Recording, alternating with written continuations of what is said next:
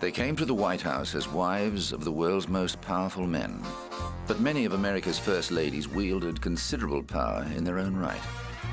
Every presidential spouse has made the role her own and often found a place in the nation's heart. Eleanor Roosevelt, wife of Franklin D. Roosevelt, the 32nd President of the United States, was the most beloved and influential First Lady in history. When her husband contracted a debilitating disease, Mrs. Roosevelt became his frequent stand-in at political events, despite being shy and unassuming by nature. When her husband was elected president in 1933, Mrs. Roosevelt broke with protocol to hold press conferences, present radio broadcasts, and write a daily syndicated newspaper column. Her charm and personality endeared her to everyone she met, from heads of state to lowly soldiers. When Franklin died in 1945, Mrs. Roosevelt thought her life as a public figure had ended, but she could not have been more wrong. A post-war career as an American representative to the United Nations saw her traveling the world once again as the first chairperson of the UN Human Rights Commission. In 1960, the Kennedy administration included a youthful First Lady with a distinctive sense of style. A wealthy society girl when she married up-and-coming politician John F. Kennedy, Jacqueline Kennedy spoke fluent French and brought an artistic eye to the White House. She charmed foreign heads of state and was adored by the American people. Her restoration of the White House was a triumph of good planning and exquisite taste. Tragically, the magic of the administration known as Camelot was to be brutally ended when the president was murdered in 1963. Mrs. Kennedy was sitting next to her husband when he was shot in the head as they traveled through Dealey Plaza in Texas.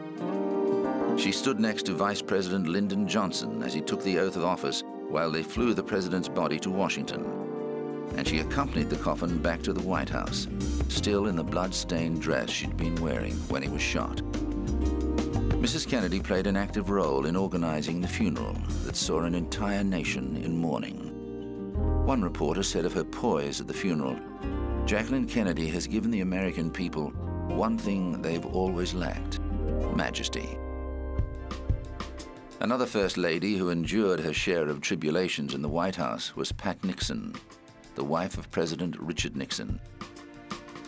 When her husband was elected president in 1968, Mrs. Nixon gave everything to her role as First Lady.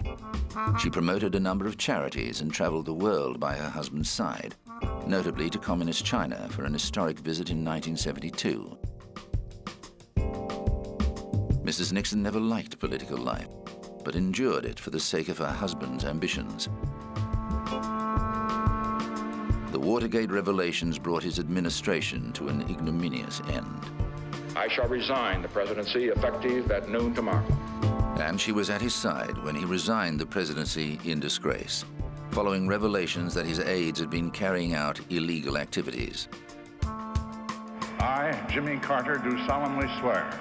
I, Jimmy Carter, do solemnly swear. That I will faithfully... Rosalind Carter was beautiful, vivacious, and unpretentious.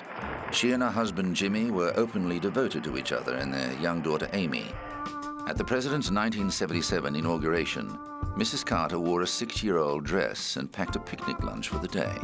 During the Carter presidency, she sat in on cabinet discussions and represented him in meetings with world leaders when he was unavailable. She wrote policy and promoted legislation, as her successor Hillary Clinton would do a decade later. Mrs. Carter also followed First Lady tradition by using her position to support a range of charities. Her successor, Nancy Reagan, underwent a baptism of fire in her first term as First Lady. In 1981, her husband Ronald Reagan was wounded in an assassination attempt. She later wrote in her diary that her life would be over if he died. Both former film actors, the couple counted many Hollywood greats as their personal friends. Like Jackie Kennedy, Mrs. Reagan was renowned for her glamour and love of high-end fashion. Her favorite causes included drug prevention campaigns and the foster grandparent program. When Alzheimer's disease affected the president during his second term in office, Mrs. Reagan wielded substantial power and was criticized for moves such as consulting an astrologer for personal and political advice. She was fiercely protective of the president and stood by him for the rest of his life.